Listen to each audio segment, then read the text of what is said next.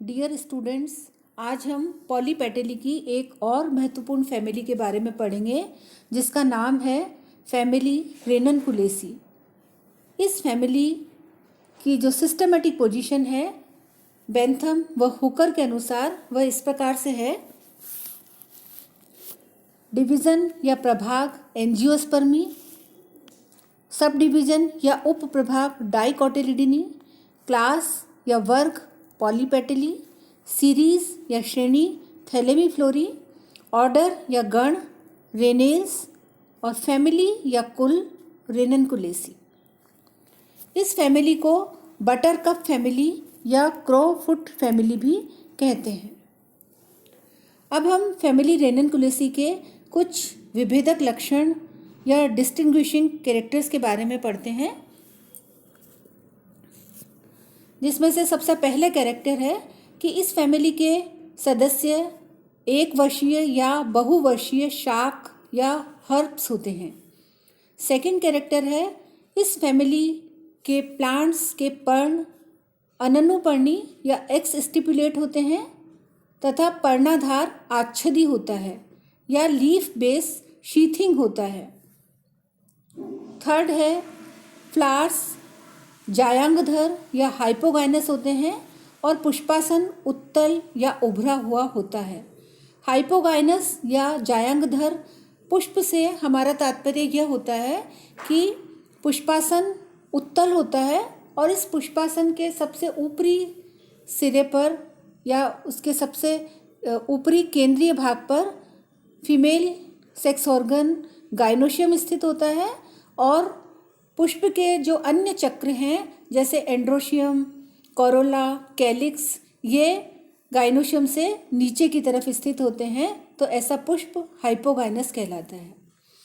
Fourth character है calyx जो होते हैं इस प्लांट के, इस फैमिली के पौधों के, वो प्राय दलाप होते हैं या पेटेलॉइड होते हैं, अर्थात जो बाह्यदल पाए जाते हैं वो दल के समान ही दिखाई देते हैं और हम दल और बाह्य दलों में विभेद नहीं कर सकते।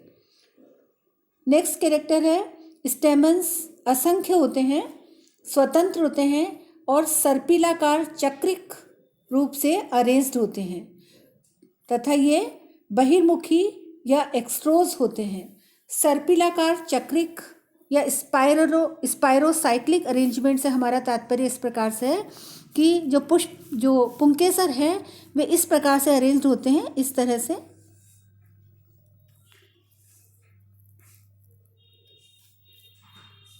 इस प्रकार से, और वे बहिर्मुखी होते हैं, अर्थात जब वे स्फुटित होते हैं तो परागकण पुष्प के बाहर की तरफ गिरते हैं और ये बाहर की तरफ स्फुटित होते हैं।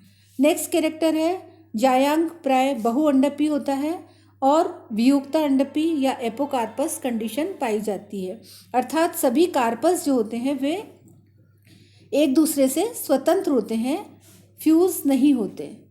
नेक्स्ट कैरेक्टर है बीजांडन्यास या प्रेजेंटेशंस सीमांत या आधारीय होता है, मार्जिनल या बेसल प्रेजेंटेशन पाया जाता है और फल जो होते हैं वो फॉलिकल या एकीन प्रकार के होते हैं।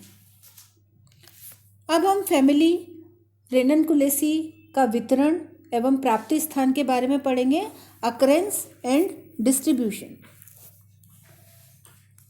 यह रेननकुलेसी फैमिली डाइकोट प्लांट्स का अपेक्षाकृत एक छोटा कुल है, परंतु अध्ययन की दृष्टि से ये बहुत ही महत्वपूर्ण कुल है। इसमें लगभग 50 वंश और इनकी लगभग 1500 जातियां सम्मिलित की गई हैं। भारत में फैमिली रेननकुलेसी के 20 जनरा और उनकी लगभग 155 जातियां पाई जाती हैं।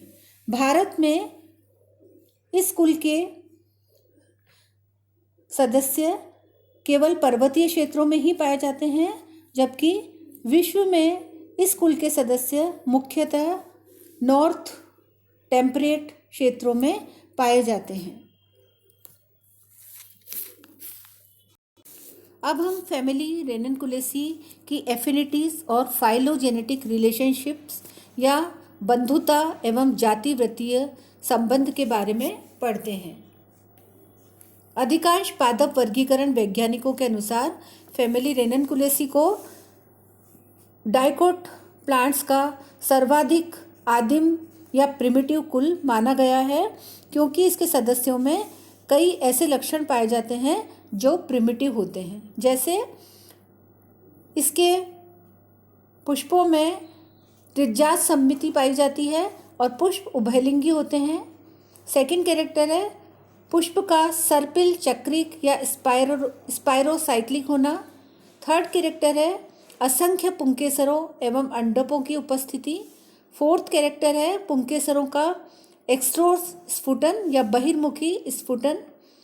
नेक्स्ट जायांग या गाइनोशियम मल्टीकार्पिलरी या बहुअंडपी एवं वियुक्ता अंडपी या एपोकार्पस। नेक्स्ट कैरेक्टर है बीजांड, प्रतीप बीजांड पाए जाते हैं या एनाट्रोपस ओव्यूल पाया जाता है। फल भिदुर या फॉलिकल होते हैं और अधिकांश सदस्यों में कीट परागण पाया जाता है। तो ये कुछ ऐसे कैरेक्टर्स हैं जो कि प्रिमिटिव माने जाते हैं, और चूँकि ये सारे कैरेक्टर्स रेननकुलेसी फैमिली के प्लांट्स में पाए जाते हैं, इसलिए फैमिली रेननकुलेसी को अधिकांश प्लांट टेक्सोनॉमिस्ट डाइकोट प्लांट्स का सबसे आदिम या प्रिमिटिव कुल मानते हैं।